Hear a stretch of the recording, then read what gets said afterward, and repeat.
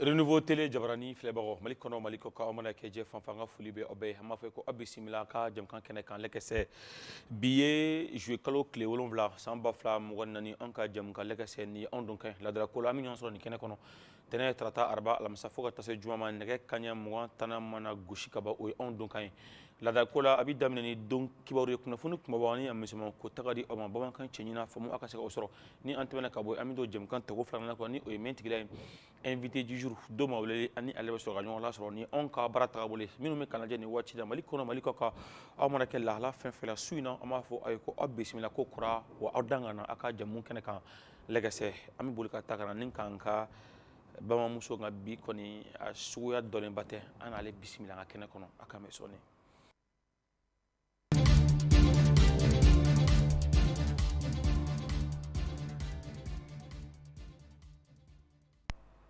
Ni ye maa ye i b'a a taamasiyɛn dɔn ni fɛn damadɔ de ye fini min b'a kana a kumakan a kɛcogo i n'a dɔn nka bi kɔni ne t'a dɔn an bɛ faransi de wa an bɛ lamɛriki de wa ou an bɛ yɔrɔ jɛn de la ne kɔni ma se k'a faamu Adama ni su i bisimila kɛnɛ kɔnɔ folikan ani ka don kibaru ka di an filɛbagaw ma Adama kɛnɛ b'i bolo. Alaske bɛ baasi t'i la. Kɛnɛ b'i bolo Adama alhamdulilah. Ayiwa tɔnɔ tɛ n yɛrɛ la. An bɛ foli dan filɛbaa bɛɛ lajɛlen ma faso kɔnɔ faso kɔ kan k'a fɔ aw ye ko nin ɲɛ lɛkɛsɛ ale sigi kan yɛrɛ Renouveau jabarani kan a bɛ n'o don ni kibaruya mun ye o ye don kibaruyaw ye anw y'a fara ɲɔgɔn kan sabala olu filɛ nin ye. Bakuruba gale min n'an b'an da don o la bi o bɛ tali kɛ CEDEAO ani EAC cɛ farali kɔni na a yira u la k'a fɔ nin kɔni ye degun ye u ni ɲɔgɔn cɛ min na pɔrɔtɔ an b'o de kɔni o ye o dun yɛrɛ fɛnɛ k'u la kɔlɔlɔ tan tɛ bi lasew la an na ɲɛfɔli kɛ aw ye o kibaruya kan. Bakuruba filanan min n'an b'an da don o la o bɛ an nata Kɛnɛdugu ka yira u la k'a fɔ Sikaso jagokɛlaw ka ɲɛmayaso min bɛ olu kɔni ye u bolo da zonba kulu dɔw kɔni kan minnu n'olu ka baara o tɛ dɔwɛrɛ ye nɔgɔ min n'o kan ka di sɛnɛkɛlaw ma ni jamana bɛ dɔ bɔ a sɔngɔ kɔni o la nɔgɔ in o yera jɔafiyɛw kɔnɔna na k'a ye k'a fɔ maa dɔw ka dibidibi o ye o ko ye anw bɛ aw bilasira o kunnafoniya kan. Su in na bakuruba sabanan bɛ an nata kubeda la ka yira aw la k'a fɔ jamana minisiri kɔrɔ don ni o ye Mohamed Ali Bacili ye ale ni maa 10 dɔw olu kɔni tun sɔrɔla lajɛ dɔ la a bɛ waati bɔ sigida 4nan kɔni o la ni yɛrɛ kɛra sababuya ye maa 10 tɔw olu tun bɛ bɛrɛ lɔ nka wele bilala a yɛrɛ fana ma a ma ɲɛ min kɔ mandat de dépôt o dara kan a yɛrɛ ni maa 10 tɔw o bɛɛ lajɛlen ye ɲɔgɔn sɔrɔ bɛrɛ lɔ.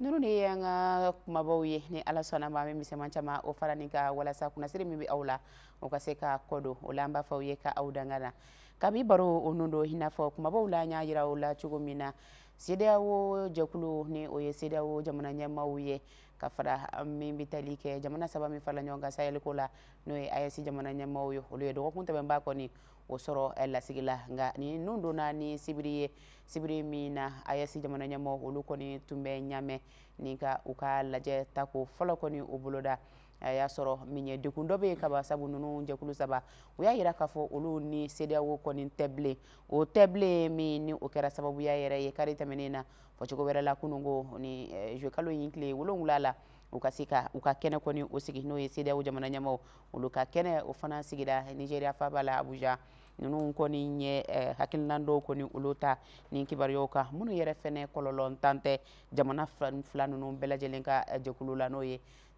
CEDEAO jɛkulu o jamana jɛkulu ani mun ye EAC jamana jɛkulu ye ko in kɔlɔlɔ a tɛ taa k'o si to aw ni an ka Bakari M Sidibe ale ka sɔrɔlenw lamɛn nin ko kɔlɔlɔw kan. Ka kɛɲɛ ni nin cɛgɛrɛnɛ in ye mun bɛ farafinna tile bi yan fanfɛ jamanaw ka jɛkulu fila in ni ɲɔgɔn cɛ lajɛrɛ mun kɛra Abuja CEDEAO fɛ ale kɔni y'a laɲini ka gɛrɛntɛ wale dɔw ta ni k'a ɲɛsin EAC jamana 3 in kɔnɔmaw ma n'o dɔw bɛ tali kɛ visa ko la min ye nin jamana ninnu ye n'olu bɛ tali kɛ Niger, Mali ani fo ka taa se Burkina Faso ma olu ka bɔli CEDEAO jɛkulu kɔnɔna na. A bi kɛ sababu ye ka gɛlɛya caman na se jamana ninnu kɔnɔmaw ma sabula u bɛna jagoya ni ka wulikajɔw sigi sen kan min b'a to u bɛ se ka visa sɔrɔ ni ka u ka taa ni ka segin kɛ CEDEAO jamana tɔw kɔnɔna na. I n'a fɔ a lasera Dr Omar Touraye fɛ CEDEAO ka lajɛrɛ ni sen fɛ Abuja. Ka tɛmɛ ni lasew ye u y'a jira tuguni k'a fɔ ko nin hakilina in bɛ kɛ sababu ye ka dankari kɛ sɔnɔgɔyaw la minnu tun kɛlen don kɛnyɛrɛye cakɛdaw fɛ jamana ninnu kɔnɔna na CEDEAO fɛ ani fo ka taa se sariya camanw de ma AES jamana kɔnɔmaw bɛ na minnu labato. Bugunatigɛ sɛbɛn min bɛ tali kɛ carte d'identité biométrique de la CEDEAO la ko o labarali kan ka lajɔ AES jamanaw fɛ ani fo ka taa se assurance automobile brune CEDEAO yɔrɔ la farafinna gun kan. AES jamanaw bɔli CEDEAO jɛkulu kɔnɔna na a jirala k'a fɔ o bɛ kɛ sababu ye fana projet minnu bɛ sen na jamana ninnu kɔnɔna na n'a baaraw b'a la ka kɛ CEDEAO jɛkulu fɛ min yɛrɛ musaka bɛ t'i jɔ $1 miliyɔn 500 bɔɲɔgɔnko la ko projet ninnu bɛɛ lajɛlen bɛna lajɔ. Hakili jiginna ka kɛɲɛ ni lasew ye mun kɛra Niger kɔnɔna na AES jamana saba in ɲɛmaw ka somi fɔlɔ sen fɛ jamana ɲɛma ninnu y'a pereperelatigɛ k'u kɔni tana segin kɔ u ka bɔli ye CEDEAO jɛkulu kɔnɔna na. Nin b'a jira na k'a fɔ nin kɔni bɛna kɛ gɛlɛyaw daminɛ ye farafinna kilebiyan fanfɛ farankan jɛkulu fila in ni ɲɔgɔn cɛ n'o ye CEDEAO ale ni Alliance des États du Sahel ye.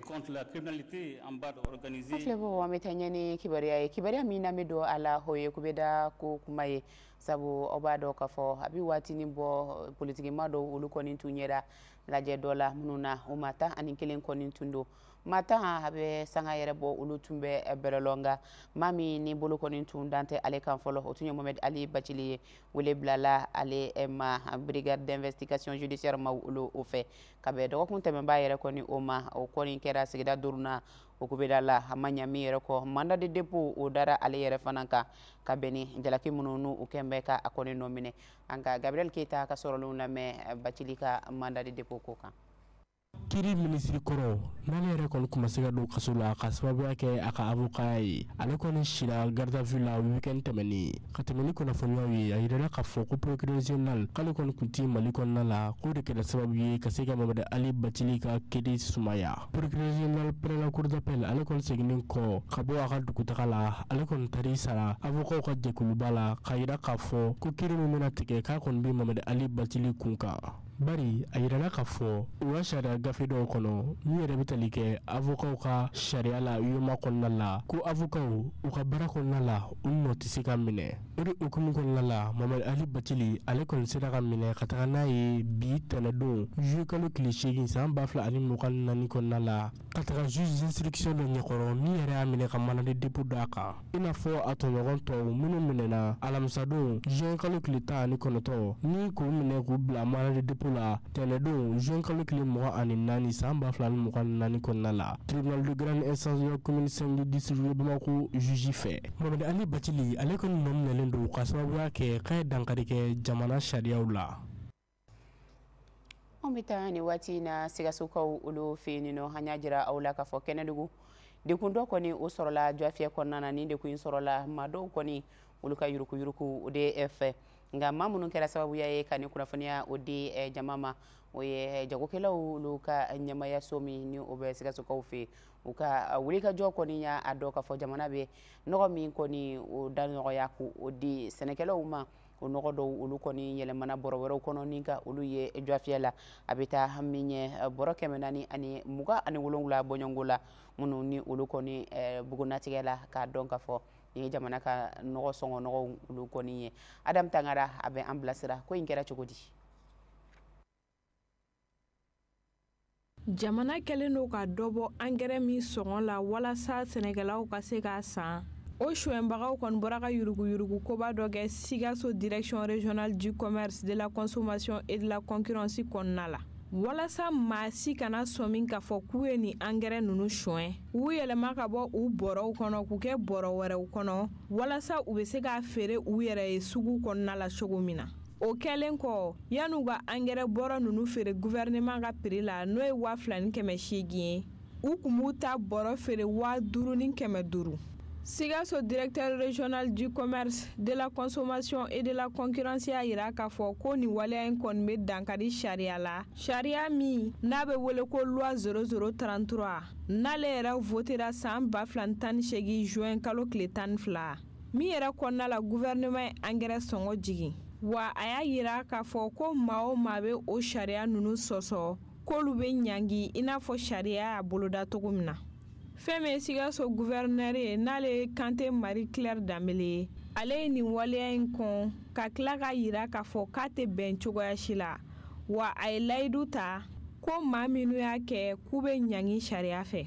A tilala ka yira k'a fɔ ko sɛgɛsɛgɛli baaraw kɔni daminɛna walasa ka maa kelen-kelenna bɛɛ dɔn k'u minɛ. K'a yɔrɔw la. Wa Sɛnɛgɛlaw kɔni y'o ye u b'u k'u dama kasi angɛrɛ sɔrɔbaliya ani jamana kɛlen do ka dɔbɔ minnu sɔngɔ la olu gɛlɛyali kan. An filɛ bɔ an bɛ segin kokura ka na kubeda la n'an nana kubeda la min maa min ka kibaruyaw sɔrɔ yen nɔ o bɛ tali kɛ M5 olu ka kulu min ka surun Choguel Kokala la olu ka ɲɛmaa n'o ye Boubacar Karamɔgɔ Traoré ale ka kiriko kɔni o kan. Ale ka kiriw kɔni olu tigɛra ni ntɛnɛn in yɛrɛ la juillet kalo tile 7 la a jaabiw minnu n'olu kɔni tun kan ka kɔnɔ ni ntɛnɛn in yɛrɛ la juillet kalo tile 7 o jaabiw kɔni o bɔra ka bin a yirala jaabiw ninnu kɔni na k'a fɔ ni ma kɔfɔlen n'o ye Boubacar Karamɔgɔ ye k'a fɔ k'a bi san 1 o de kɔni kaso o kɛ san 1 min ni dati dun a kɔni ka kuma la Astan Jalo ale tun bɛ o ko jaabiw kɛnɛ kan a ka sɔrɔlen renouveau tɔgɔ la an k'o filɛ. N'a minɛna mai kalo tile 27 tɛmɛnen ka kɛɲɛ ni memorandum dɔ kɔnɔ kuma ye min ye lagosi caman ta ka ɲɛsin waati tɛmɛ fanga ma Boubacar Karamɔgɔ Traoré ale bɔra kiri ɲɛkɔrɔ tɛnɛndon juillet kalo tile fɔlɔ. Kuma falenfalenw kɔfɛ kiri tigilamɔgɔw ni ɲɔgɔn cɛ procureur du pôle judiciaire anti-cybercriminalité n'o yɛrɛ kɛlen do ka jalaki caman ta ka ɲɛsin a ma ale y'a laɲini ko ni cɛ kofɔlen ka datugun kaso la san 1 ka kalo 6 juru don a la. Kiri jaabiw bɔra bi tɛnɛn juillet kalo tile 8 ni cɛkɔrɔba kofɔlen a ɲangira ni san 1 kaso ye ka kɛɲɛ ni jalaki minnu talen don ka ɲɛsin a ma olu ye. A bɛna ta fara Choguel Kokala masuruɲama wɛrɛ kan n'o bɛ tali kɛ Abdelkader Maïga la n'ale yɛrɛ ɲangina ni san 2 kaso ye kiritigilamɔgɔw fɛ avril kalo tɛmɛnen ni san 1 a b'o kɛ kaso kɔnɔna na 1 o juru bɛ don a la ka kɛɲɛ ni minisiri kɔrɔ Umaru Jara ka damakasi dɔ ye k'a ye da kunnafonidi lase dɔ senfɛ fonidi. An bɛ taa Katikaw olu fɛ yen nɔ commune min ni o bɛ Sabula an bɛ taa an jɔ yen dugu la dugu min ni o ye Bululi ye Bululikaw olu kɔni ye dɔgɔtɔrɔso kura o sɔrɔ dɔgɔtɔrɔso min ni o jɔra ala ni baɲumankɛ jɛkulu min n'o bɛ wele ko Zakat Foundation of America olu de kɔni ye nin baara in kɛ nin ka di Bululikaw olu ma kasabi min n'o kɔni donna nin na o bɛ taa sefa wari o $132 bɔɲɔngo la ni kari yɛrɛ la juillet kalo tile 7 la 2024 na o baaraw kɔni kɛra n'o ye kolomo karili ye ko di Bululikaw olu ma anw ka cidenw kɛnɛ kan o kɛra Umar Koyita ye a y'an sama min na ka bɔ Kati Bululi o filɛ nin ye. Ni a yɛrɛ jɔra mètre carré 3000 ɲɔgɔnna kan ni kɛnɛyaso kura in baara bɛɛ lajɛlen kɔni kɛra kalo 12 de kɔnɔna na Bululikaw fɛ yen nɔ ni a yɛrɛ tɔgɔ dalen don Bululi kɛnɛyaso ni kɛnɛyaso in kɔnɔna na mako bɛ jɔ dɔgɔtɔrɔminɛ minnu na olu bɛɛ lajɛlen b'a kɔnɔ wa fana panneau solaire o bɛ a kɔnɔ walasa ka se ka courant di ka fara o kan château d'eau dɔ o sigilen don walasa ka se ka jiko nɔgɔya ni waleya in kɔni kɛra nisɔndiyaba ye Bululikaw bolo. Ni structure min filɛ nin ye a ɲɔgɔn tɛ sɔrɔ k'i ta kɛrɛfɛ dugu bɛɛ la donc o de y'a to an ko Asako ba na muso Mali muso Sabula muso ni Bululi muso Ɲali Jansa ni dɔgɔtɔrɔso nin ye. Min ye Zakat Foundation of America ale ka ciden min kun bɛ nin kɛnɛ in kan ale y'a yira k'a fɔ ko nin kɛnɛyaso in kɔni jɔra walasa cogo min na ka se ka lafiya da di dugulamɔgɔw ma ka kɛɲɛ ni kɛnɛya sɔrɔli ye. Kɛnɛya ko o y'an ka programme camancɛ dɔ ye donc an b'an intéressé o la parce que an sago ye degun bɛ mɔgɔ minnu kan kɛnɛya problème bɛ mɔgɔ minnu kan an seko damayira ye mun ye an k'a kɛ ka dɔ bɔ o degun na ka dɔ bɔ o difficultéw la an fara an seginna donc an ye équipement k'a la an ye furaw k'a la an ye a tɔgɔ ye di courant mun k'a la donc an ko désormais n'an ni SESCOM fɛn fɛn bɛ baara kɛ an bɛ panneau solaire installé a bɛɛ la o fana farala a wari kan o de y'a kɛ a wari laban na a taara se fo 1,100,000 ani 1,30,000 ani 2,000,000 ani murumuruni o farala kan o de y'a kɛ a bɛn n'o kan fɛn misɛn dama dɔw bɛ yen an t'olu jate bari olu tun b'an bolo bureau la an nana n'olu ye nka n'i ye valeur d'a ma o fana valeur bɛ se ka fara a kan donc a kɛra ten tɔ de sisan an ye nin kɛ denmisɛnninw de y'an nas'a ma nka denmisɛnninw y'a kɛ u y'a kɛ bangebaaw ye u y'a kɛ dugukɔnɔmɔgɔw ye an bɛ se ka mun fɔ dɔrɔn u k'a minɛ ka ɲɛ fɛn bɛ tali kɛ marabaa minnu bɛ kitakaw fɛ ani kɛnɛya ɲɛmaa minnu bɛ kitakaw fɛ olu kɛlen kɔ ka Zakat Foundation of America mun fo ka kɛ ni waleya ɲumanw ye ye laɲini kɛ bululikaw fɛ k'u janto nin kɛnɛyaso in na kosɛbɛ bululi SESCOM jɔli mun filɛ nin ye vraiment a nana an ka système de santé a y'a renforcer non seulement au niveau de Kita mais également au niveau du district.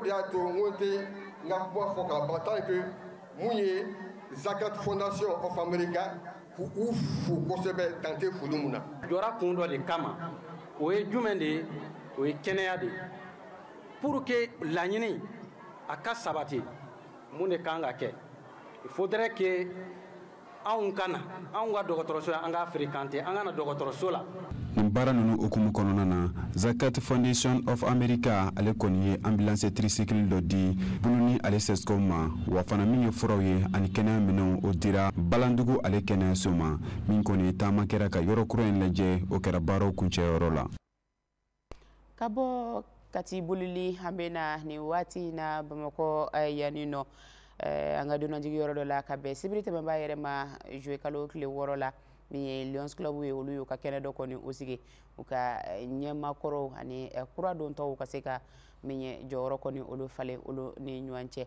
an ka ɲininikɛla tun ye Hawa Sanogo ye ani a ka jatala Ibrahima Daw u ka sɔrɔlenw filɛ nin Abdoulaye Sangare, ale de kɔni sugandira k'ale kɛ Lion de la région 12 du district 403 A1 o ɲɛmaa ye. Ale kɔni mina maa min nɔ la o de ye Bayaya Kulibali ye san kelen kɔnɔna la.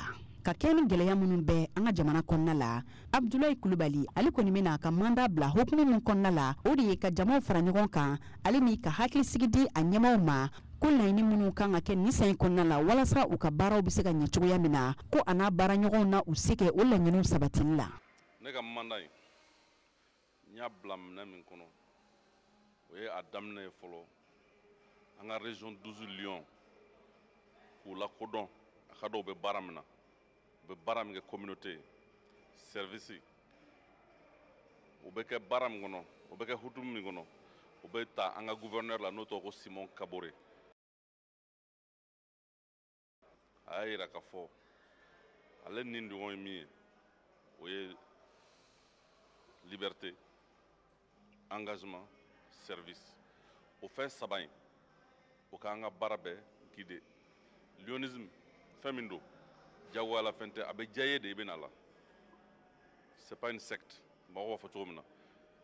Président kɔrɔ Bayaya Kulibali a kelen kɔrɔ ka ɲɛfɔli kɛ a n'a ka équipe ye baara minnu kɛ a ka mandat kɔnɔna la.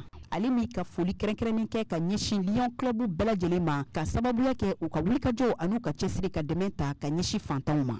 A tilala ka laɲini kɛ Abdoulaye Sangare fɛ k'a ka cɛsiri hali bi jɛkulu bɛ cogoya min na ka dɔ fara a taaɲɛw kan. Président in kɔnɔ ne sera ka ne ni n ka mɔgɔw an sera ka min bila sen kan o ye an jɛɲɔgɔn ye sira minnu yira an na et donc il fallait que an ka baara kɛ pour que ka mɔgɔw dɛmɛ ka œuvre kɛ min bɛ se ka mɔgɔw ka diɲɛlatigɛ améliorer et donc an ka baara essentiellement ba kun y'o ye mais kuma dɔw la pour que k'o kɛ diyagoya fɔ aw yɛrɛ ka organiser ka ɲa donc an kun ye jateminɛ kɛ k'an kan k'an yɛrɛ organiser ka ɲa an kan ka lionisme yɛrɛ réorganiser Mali kɔnɔ an kan ka essayer an ka structure bɛ se ka baara ɲuman kɛ cogo min na k'olu lajɛ donc an b'o wele leadership ni gouvernance donc ne ye baara caman k'o kan pour que ka commission créer ka vision Mali 2028 k'o sigi sen kan min b'a to an bɛna kɛ district ye. Ni kɛnɛ in kan Mali Lion Club bɛɛ lajɛlen farala ɲɔgɔn kan min ka musaka belebele dɔ di président kura n'a ka jama ma walasa baara nata minnu bilalen n'u sen kan olu bɛ se ka ɲɛ cogoya min na.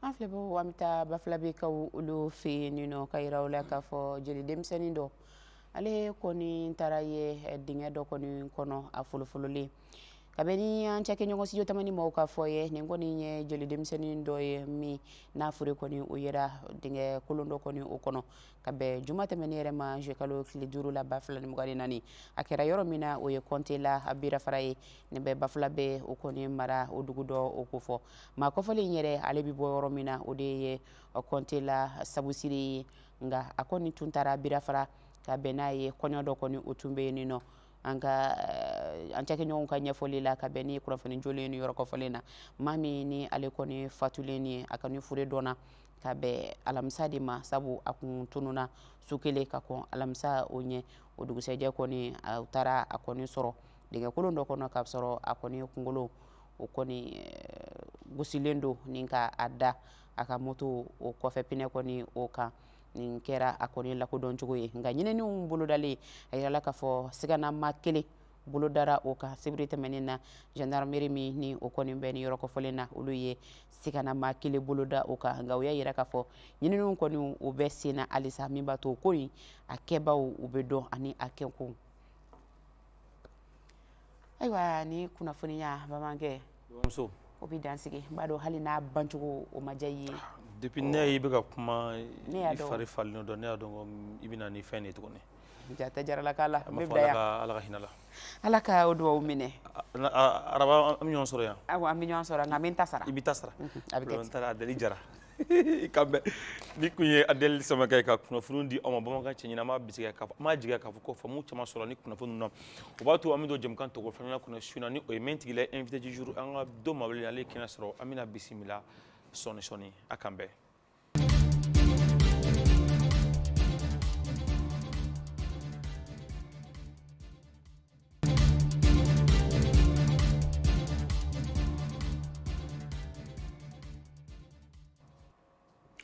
bi min tigila jɛmu kɛnɛ kan maa min an bolo bi o ye Mɔkutari Jɔpu ye ale ye sifinnaka min ka wulikajɔ ka bon kosɛbɛ faranka jɛkulu la Mali kɔnɔ maa dogolen tɛ bilen ale de bɛ an bolo kɔrɔ bi an bɛna kuma min kan o de ye CNJ ye ka da kan ni tile fila in na ŋunu ni a ɲaga ɲaga ni a ɲugu kɔni cayala kosɛbɛ CNJ kɔnɔ ka da kan bureau communal ni ma fili olu de tun bɛ ka sigi ɲinan kɔni baara kura dɔ la kɔnɔ mais ne bɛ fɛ k'a dɔn ɲinan min bi mun de y'a to CNJ ko kuma bɛ caya kuma bɛɛ mun de y'a to ɲɔgɔn bɛ sama sama o kumana fɛn de bɛ sɔrɔ walima CNJ yɛrɛ ka baara ka ɲi ka kɛ mun ye ni nin ye babu ye bi Mɔkutari Jɔpu ale bɛ an bolo an ni ale bɛ jɛ ka masakɛ min ka Jɔpu i ni su i bisimila kɛnɛ kɔnɔ.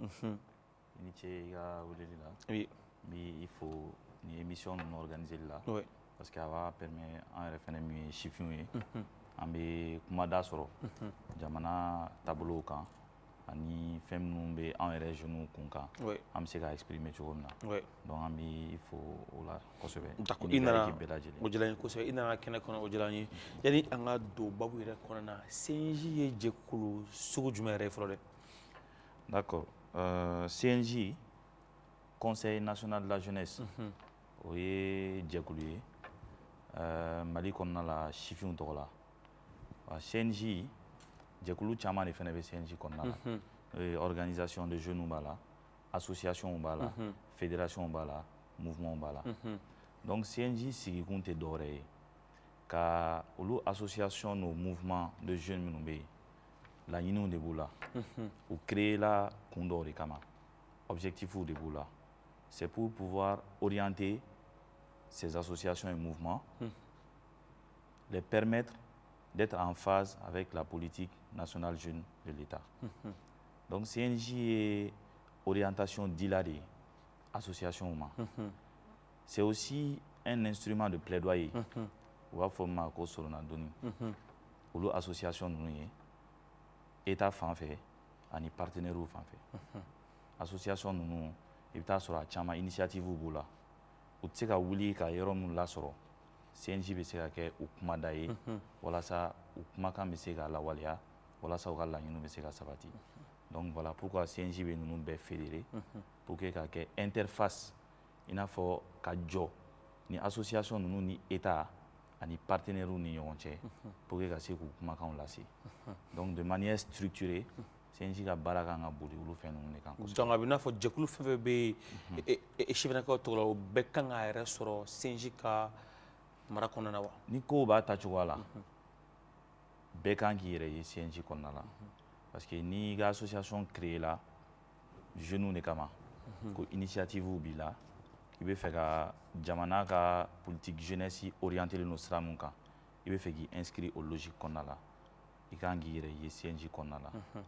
Je dis bien ni ko b'a cogoya la ni CNJ yɛrɛ fɛnɛ b'a ka baara dɔn CNJ yɛrɛ tɛ wuli ka association ɲini association kan ka wuli u yɛrɛ ye ka na ka n'u enregistrer CNJ la walasa u ka laɲini ye min ye a bɛ se ka sabati cogo min na. Mokhtar Diop est leader associatif ale de bɛ an bolo kɔrɔ bi yanni an ka taga yɔrɔ jan tuguni Mokhtar Diop mais an b'a faamuya k'a fɔ ko kuma bɛɛ mankan misɛnnin bɛ caya CNJ kɔnɔ mankan ninnu bɛ kɛ mun de nɔfɛ?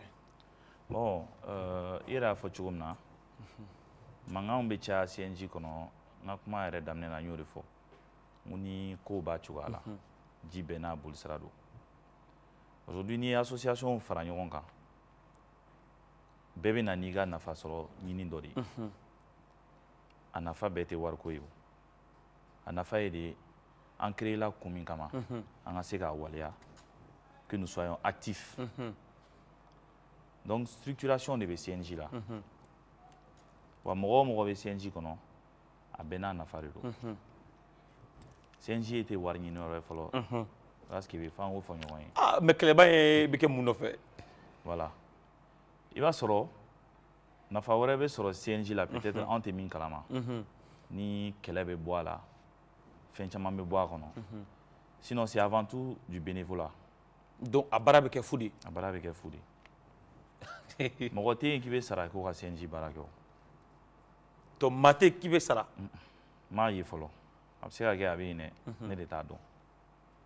CNJ c'est un engagement volontaire wa i b'a kɛ de walasa k'i ka jamana nafa n'i ye nafa minnu sɔrɔ a kɔnɔna la i bɛ se ka tɔgɔ duman sɔrɔ a kɔnɔna la i bɛ se ka i ka association n'i nana don a la n'i ka association de ye a bɛ se ka kɛ i ka association ça devient une association existante se bɛ k'a faamu association fɛn fɛn bɛ don CNJ la o tɛ don a kɔnɔ wari sɔrɔ kama donc sama-samali kun ye min ye mauvaise structuration depuis la base bureau bɛ sigi cogo min na an bɔra o furuku dɔ la sisan an bɛna tilan dɔ yɛrɛ la o de y'an se an bureau parce depuis la structuration depuis la mise en place des différents bureaux i bɛ taa sɔrɔ parti pris inégalité des chances discrimination o de b'a to CNJ furuku donc farafarali ni bɔ ɲɔgɔn na farafarali ni bɔ ɲɔgɔn na o camanba de bɛ CNJ ka furuku n'a mankanw a nɔ o de y'a kun yɛrɛ fɛnɛ ye bi mais ni fɛn tɛ sɔrɔ a la maa bɛ kɛlɛ o jɔ baara min bɛ n'i tɛ fɛn sɔrɔ est ce que maa kan ka kɛlɛ o nɔfɛ est ce que duguma fɛn dɔ tɛ sɔrɔ wa? fɛn mun bɛ sɔrɔ fo n'i ye jama ta ka bila i kun parce que ligne directive de bɛ yen o n'o de fɔ o CNJ nakun c'est pour orienter les associations c'est pour servir de cadre de concertation pour les associations les fédérations des jeunes. Budget au Bénin sur la base d'un plan d'action que vous êtes tenu de réaliser pour un temps bien déterminé. Mais Bibi Nania Takalajani, CNJ, je ne vais pas remettre en cause tout ce qui a été fait. Mais ni plan d'action Takalajé, rares sont les bureaux de communes, les bureaux de quartier, les bureaux nationaux, régionaux, le bureau national, quand il y a un plan d'action 40-50% épuisé. CNJ Kono. CNJ Kono. Et pourtant, il avait financé où? L'État va financer, partenaires va financer, les plans d'action sont là. Les activités menées par le CNJ. Les feuilles de route sont là. Ils sont présentés. Mais Awarou Betami. Awarou Bedo Rodjume. Donc, il y a des gens qui font.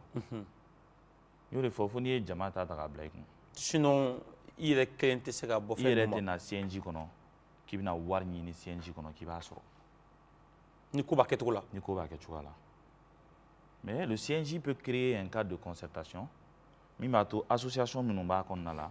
ou encore fédération minnuba kono, ils peuvent bénéficier de partenaires techniques financiers pour un projet financier avec sababu abulu ka association boduguma ka da yɛrɛ sanfɛ o y'a nafa dɔw ye olu y'a warima yɔrɔw ye mais k'a fɔ ko ne ye CNJ président ye n y'a secrétaire général ye ko kalo o kalo n jigi dalen b'a kan i n'a fɔ ne bɛ nin entreprise la n bɛ ka baara k'a kan kalo o kalo n jigi b'a kan k'a fɔ CNJ la chaque mois n bɛna 500 000 sɔrɔ ou bien n bɛna 1 million sɔrɔ o calcul bɛ n bolo n sigilen don n'a ye i ye zon ye. Sinon ni ko b'a taga cogo wɛrɛ la i tɛ se k'a fɔ k'i b'o fɛn ninnu ma i tɛ se k'a fɔ k'i b'o calcul kɛ k'i b'o sɔrɔ CNJ la. O b'a to an bɛ don bi wele kun yɛrɛ b'a la ni kun ye ka maaw hakili jigin CNJ ka baara ma jigin k'a fɔ ko faamu caman sɔrɔla nin walalen ninnu na ni tile fila in na weekend min kɛla sisan CNJ bureau communal tun bɛ ka sigi frustration dɔw kɛla maa dɔw ye i ye fɛn dɔ décrier yala mun de kɛla nin na ne bolo n ko nin parce que a kun suspendra a mɛnna dɔɔni o kun ko ka ko dabila fɔlɔ yɛrɛ parce que mankanw kɛla ne kun bolo n ko karata minnu bɛna kɛ o kana kɛ jɛlɛya kɔnɔ mun de yɛlɛ kɔnɔ ni mɔgɔw ma sɔn o ko ma. D'accord, donc i yɛrɛ ɲuman an bɛ don an ka babu yɛrɛ kɔnɔna la wagati kɛra CNJ problème tun cayara kojugu fo nana kɛ sababu ye direction nationale de la jeunesse ye noti bɔ ka o ni CNJ ka partenariat suspend ka CNJ a siège national yɛrɛ datugu donc o kɛra sababu ye a président national démissionnera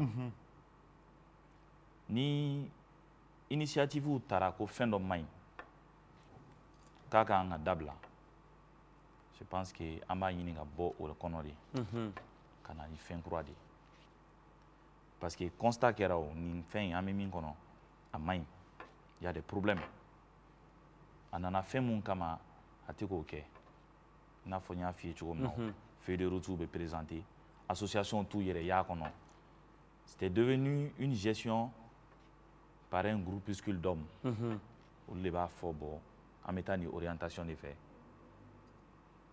les associations qui composent ou encore les fédérations peut-être n'étaient pas concertées ou ka avis talen tɛ en compte u bɛ na n'u ka aspiration ye cogo min na u bɛ segin n'a ye ten. Donc, il a été constaté qu'il y avait des problèmes. Donc, face à ces problèmes, nous avons suspendu le président national démissionnera, le bureau national est dissous. On va aux états généraux. Proposition qui est état généraux de la jeunesse là. C'est de faire l'état de ce qui a marché, ce qui n'a pas marché. Bella Djelengana a rappelé que les états généraux, ce n'était pas uniquement le CNJ. CNJ fɛnɛ tun b'a kɔnɔna la sinon gouvernance tun b'a la sport tun b'a la fɛn caman tun b'a la mais le cas du CNJ a kuma fɔra wagati o wagati ça fait l'objet de débats très houleux a débatw kɛra débat n ka ɲɛmaw ye parce que ça intéressait beaucoup les jeunes pourquoi non seulement jeunes dɔw bɛ yen qui se sont sentis à un moment donné délaissés par ce système là de CNJ olu kun kuma da tɛ ka se ka don a kɔnɔna la olu bɛɛ nana état généraux la dans l'espoir que sisan kɔni changement bɛna kɛ ko in na o de kama CNJ ko kuma tun mana fɔ état généraux la dɔrɔn i b'a ye a kuma tun bɛ caya tout le monde voulait donner son mot tout le monde voulait que ses aspirations soient prises en compte. Il y avait ce sentiment là qui animait les jeunes au moment des états généraux. Bon, on en a beaucoup là. Dans la mise en œuvre quand même de ces recommandations, Fenchaman fera qu'on a changé CNJ qu'on a là. Même la façon de désignation des membres de la commission qui va mettre en place le nouveau CNJ. Déjà, la ligne c'était que CNJ est beau et ni fêtière. Ok. Que CNJ beau et ni fêtière.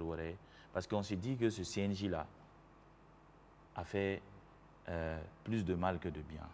Quand je dis mal, entre guillemets, on a compris à car, quoi.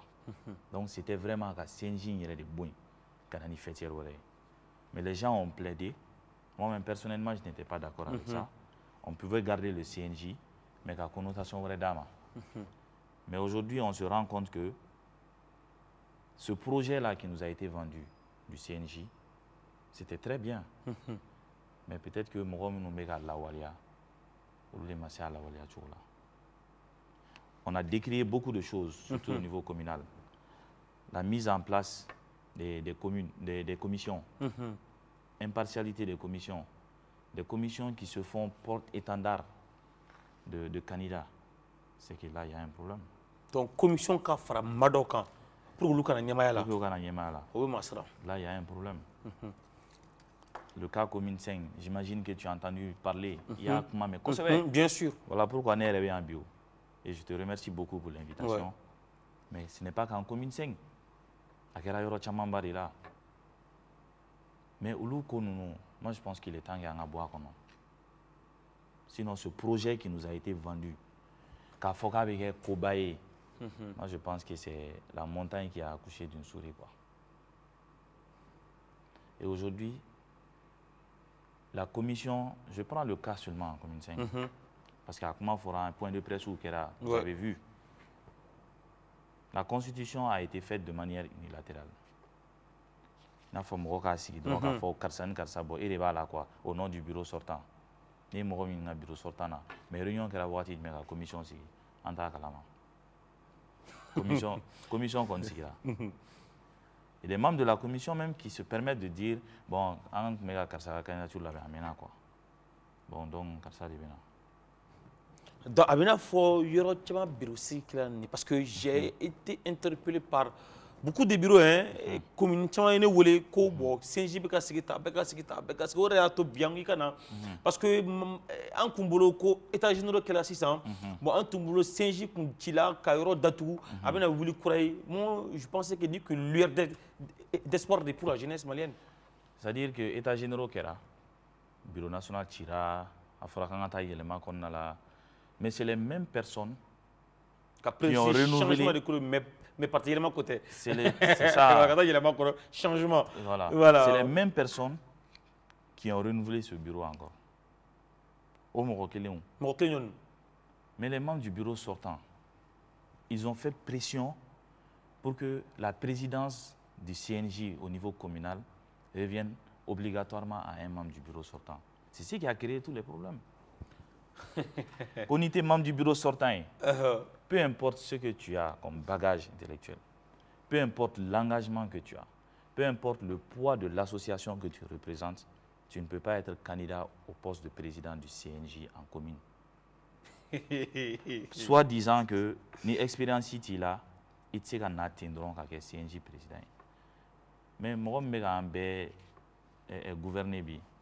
Mais il n'a jamais été président avant d'être président. Non, il n'a jamais été président.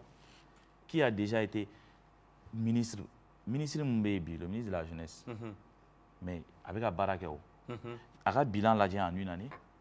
Mais il n'avait jamais été ministre avant d'être ministre. Ouais. Pourquoi est-ce qu'on ne deviendrait pas président du conseil communal sans être membre du bureau sortant, obligatoirement? Mais à la base, au Kuntéo, mais pression de guerre, parce que c'est des gens qui veulent se maintenir éternellement. Voilà pourquoi aujourd'hui, c'est très difficile d'entrer dans ce système-là. Bruit, dénonciation, lettre 7, parce que le bureau connaît Chilim, qu'elle a eu les son bail, mais est-ce que Amega Tata en a fait bon monowa?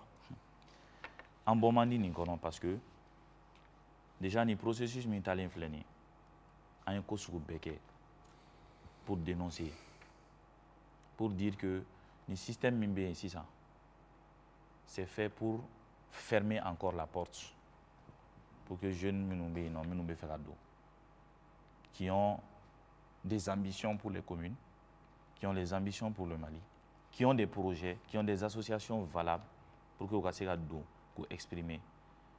Ça a été un tas de problèmes aujourd'hui. Venons au dépouillement. Dépouillement qui est Moro Tarakatou inscrit, Katou association inscrit. Le dépouillement Tagaladje, sur les listes rejetées, il va se venir non-connotation jeune. Non-connotation jeune. Non-connotation jeune. C'est quoi réellement une connotation jeune?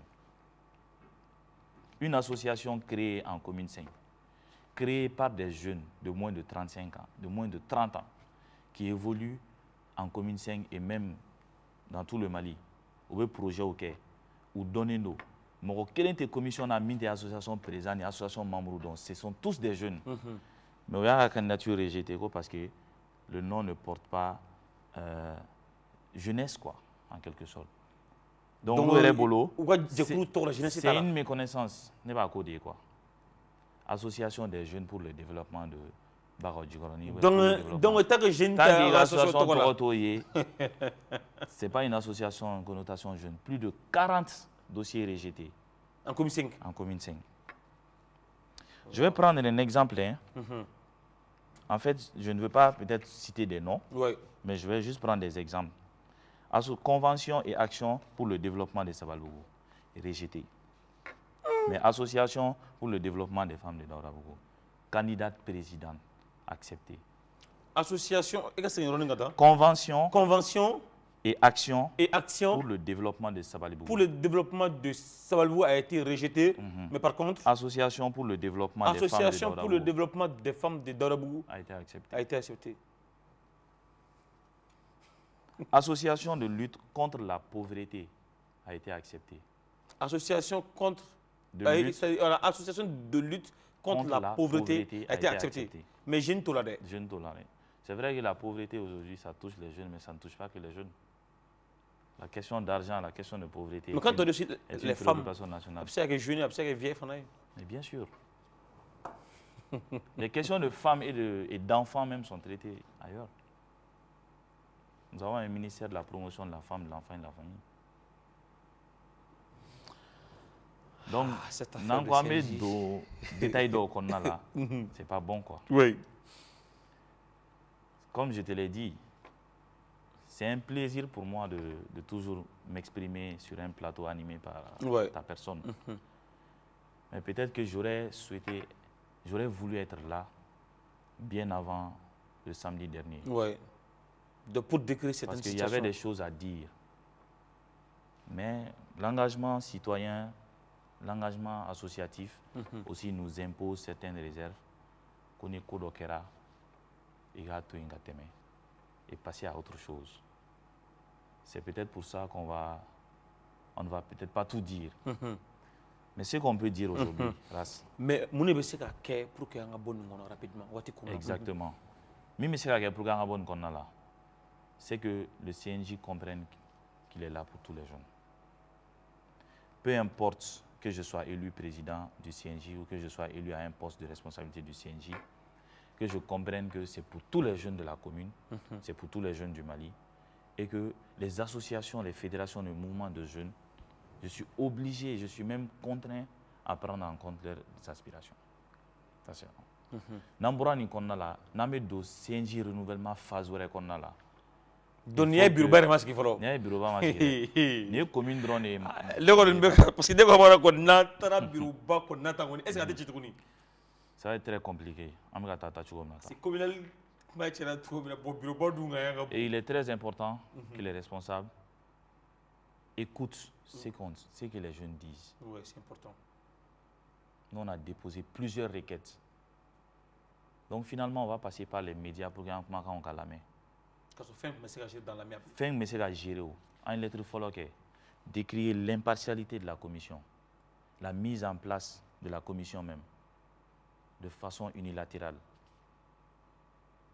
Décrire encore les problèmes de mandat des bureaux sortants.